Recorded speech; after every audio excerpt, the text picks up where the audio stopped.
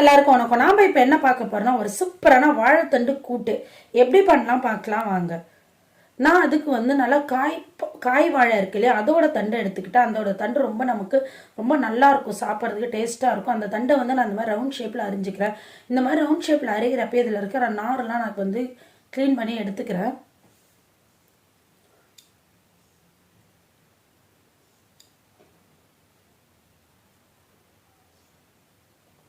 எல்லாருக்கும் வாழைத்தண்டு maximum clean பண்ண தெரியும். சப்போஸ் தெரியாதவங்க இந்த வீடியோ பார்த்துக்கலாம். இந்த மாதிரி நான் ரவுண்ட் ஷேப்பில் கட் பண்ணிவிட்டேன். இப்போ இதை ரொம்ப குட்டி குட்டியாக கட் பண்ணி எடுத்துக்கிறேன். இப்போ இதை நான் க்ளீன் பண்ணி ஒரு குக்கரில் ஆட் பண்ணிக்கலாம். சப்போஸ் குக்கர் இல்லாதவங்க நார்மல் பாத்திரத்தில் நீங்கள் வாழைத்தண்டு கூட்டு செய்யலாம். இப்போ 100 கிராம் பாசிப்பருப்பு எடுத்து நல்லா ஊற வச்சு க்ளீன் பண்ணி வச்சுட்டு அதை இது கூட சேர்த்துக்கலாம். இது கூட 2 வெங்காயத்தை எடுத்து கட் பண்ணி வச்சுக்கிறேன். அதையும் இது கூட ஆட் பண்ணிக்கலாம்.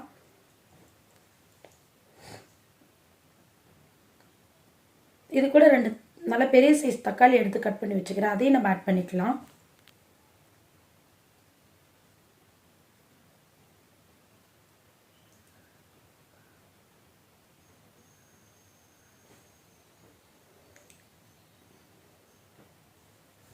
இது கூட பார்த்தீங்கன்னா ஒரு 5 பச்சை மிளகாய் கட் பண்ணி வச்சிருக்கேன். அதையும் ஆட் பண்ணிக்கலாம்.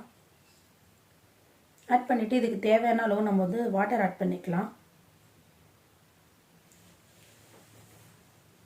இப்போ பார்த்தீங்கன்னா இதுக்கு தேவையான அளவு 2 ஸ்பூன் மஞ்சள் பொடியும் 1 ஸ்பூன் ஜீரகமும் ஆட் பண்ணிக்கிறேன். ஜீரகம் வாசனைக்காகவும் டேஸ்ட்டுக்காகவும் ஆட் பண்ணிக்கிறேன்.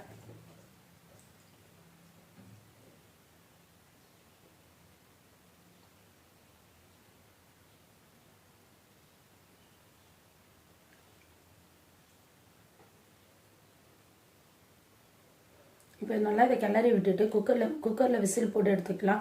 ஒரு 3 விசில் வரைக்கும் நம்ம போட்டு எடுத்துக்கலாம். நல்லா நமக்கு வெந்து வந்துடும். சப்போஸ் குக்கரில் இல்லை, நாங்கள் மண் அடுப்பில் தான் செய்யணும்னா அவங்க நார்மல் பாத்திரத்துல நீங்கள் சாம்பாருக்கு பயிர் வேக போடுவீங்களா, அதுமாரி வேக போட்டு எடுத்துக்கலாம். பார்த்தீங்கன்னா நமக்கு இது நல்லா வெந்து வந்துருச்சு. இதுக்கு நம்ம தாளிச்சிக்கலாம். இந்த வாழைத்தண்டை நம்ம தாளித்து எடுத்துக்கலாம்.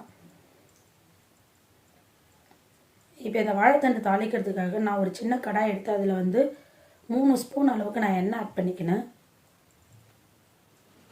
இது கூட 1 ஸ்பூன் கடுகு ஆட் பண்ணிக்கிறேன்.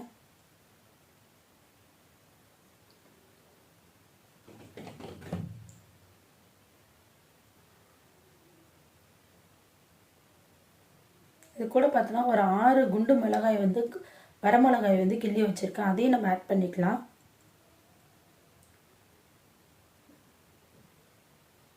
நம்ம ஆல்ரெடி காரத்துக்காக பார்த்தீங்கன்னா பச்சை மிளகா ஆட் பண்ணியிருக்கோம். ஸோ அந்த பச்சை மிளகாவுடைய காரம் தண்டுக்கு பத்தாது. ஸோ அதுக்காக நான் வரமிளகா ஆட் பண்ணிக்கிறேன்.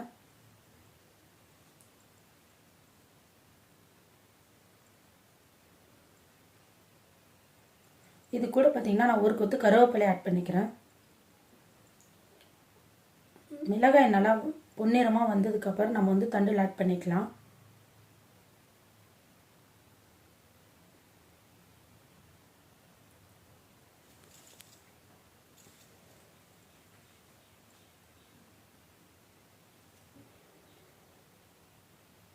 பார்த்தீங்கன்னா இந்த தண்டை எடுத்து நான் ஒரு 2 மினிட்ஸ்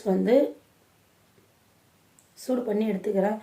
ஏன்னா எனக்கு இந்த மிளகா போட்டு தாளிச்சிருக்கேன் இல்லையா, அந்த காரம் ஃபுல்லாக இதில் இறங்கணுன்றதுக்காக நான் ஒரு 2 நிமிஷம் இது பாயில் பண்ணிக்கிறேன். பார்த்தீங்கன்னா நமக்கு நல்லா குக் ஆகிடுச்சு. ஒரு சூப்பரான வாழைத்தண்டு கூட்டு ரெடி ஆகிடுச்சு. நீங்களும் வீட்டில் ட்ரை பண்ணுங்கள் ஃப்ரெண்ட்ஸ். ட்ரை பண்ணிவிட்டு எப்படி இருக்குன்னு கமெண்ட்டில் கண்டிப்பாக சொல்லுங்கள்.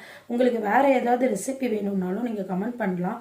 கண்டிப்பாக அந்த ரெசிபி நான் செஞ்சு போடுறேன். அதுக்கு முன்னாடி நம்மளோட சேனலை சப்ஸ்கிரைப் பண்ணுங்கள் ஃப்ரெண்ட்ஸ். நம்மளோட சேனலை சப்ஸ்கிரைப் பண்ணாமல் இருக்கீங்க. Okay friends.